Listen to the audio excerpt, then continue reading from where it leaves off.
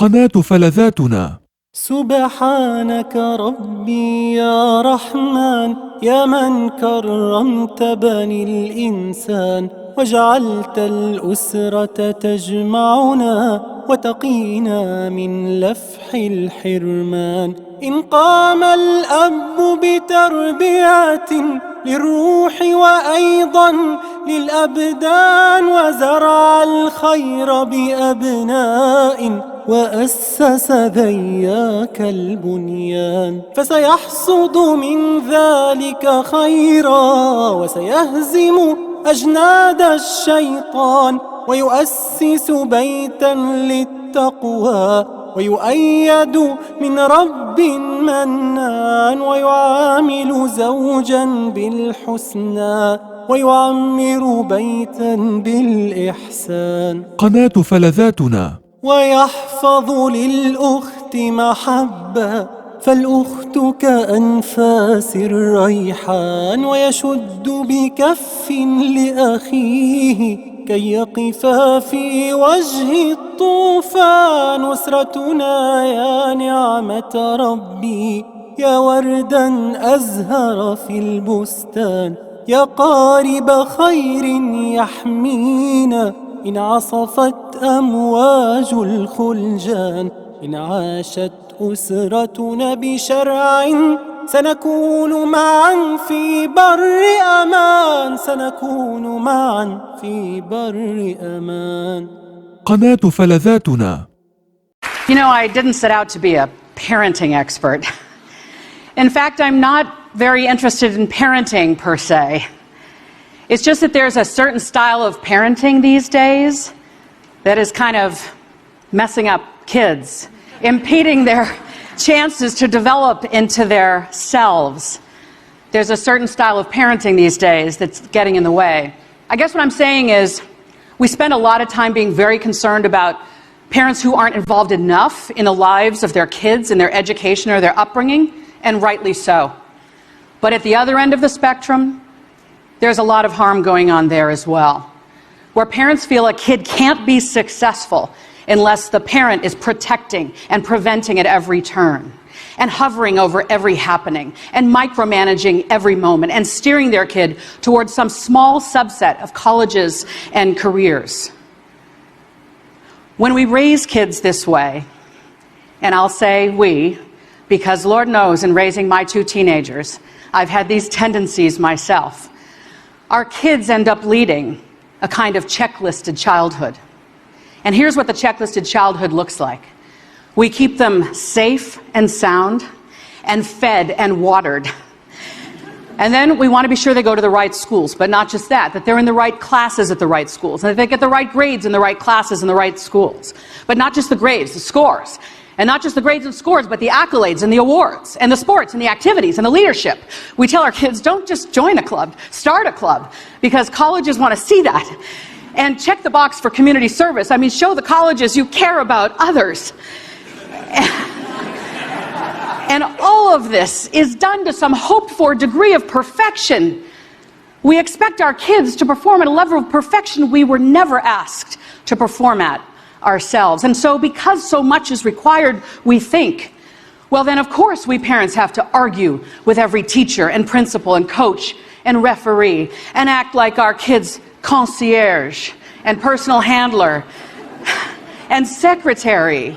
And then with our kids, our precious kids, we spend so much time nudging, cajoling, hinting, helping, haggling, nagging as the case may be, to be sure they're not screwing up, not closing doors, not ruining their future, some hoped-for admission to a tiny handful of colleges that deny almost every applicant. And here's what it feels like to be a kid in this checklisted childhood. First of all, there's no time for free play. There's no room in the afternoons because everything has to be enriching, we think. It's as if every piece of homework, every quiz, every activity is a make or break moment for this future we have in mind for them. And we absolve them of helping out around the house. And we even absolve them of getting enough sleep as long as they're checking off the items on their checklist. And in the checklisted childhood, we say we just want them to be happy. But when they come home from school, what we ask about all too often first is their homework and their grades. And they see in our faces that our approval, that our love, that their very worth comes from A's.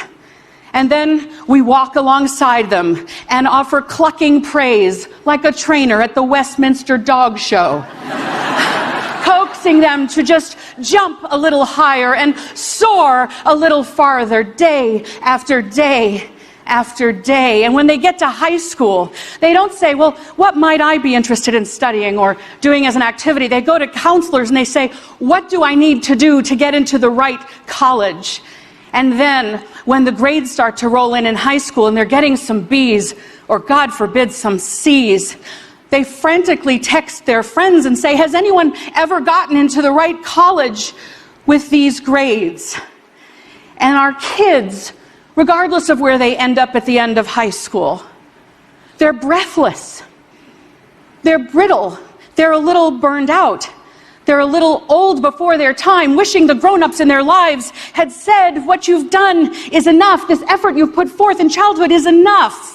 And they're withering now under high rates of anxiety and depression, and some of them are wondering, will this life ever turn out to have been worth it? Well, we parents are pretty sure it's all worth it. We seem to behave, it's like we literally think they will have no future if they don't get into one of these tiny set of colleges or careers we have in mind for them. Or maybe we're just afraid they won't have a future we can brag about to our friends and with stickers on the backs of our cars. Yeah.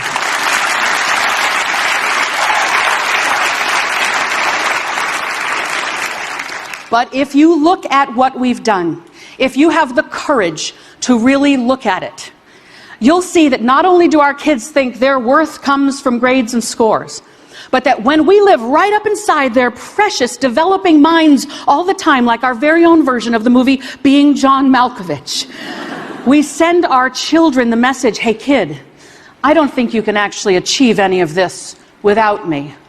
And so with our overhelp, our overprotection, overdirection, and handholding, we deprive our kids of the chance to build self-efficacy, which is a really fundamental tenet of the human psyche, far more important than that self-esteem they get every time we applaud.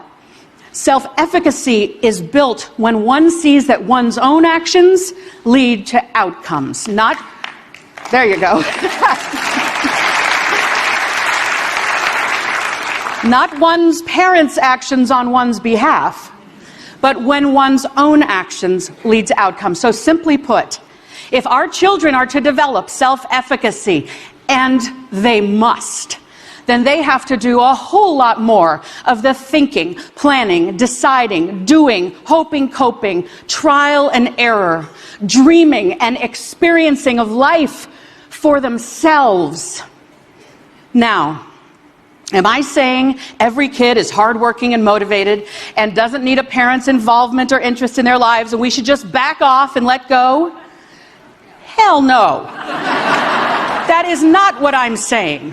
What I'm saying is when we treat grades and scores and accolades and awards as the purpose of childhood, all in furtherance of some hoped-for admission to a tiny number of colleges or entrance to a small number of careers, that's too narrow a definition of success for our kids. And even though we might help them achieve some short-term wins by overhelping, like they get a better grade if we help with do their homework, they might end up with a longer childhood resume when we help. What I'm saying is that all of this comes at a long-term cost to their sense of self. What I'm saying is we should be less concerned with a specific set of colleges they might be able to apply to or might get into, and far more concerned that they have the habits, the mindset, the skill set, the wellness to be successful wherever they go. What I'm saying is our kids need us to be a little less obsessed with grades and scores and a whole lot more interested in childhood providing a foundation for their success built on things like love, and chores.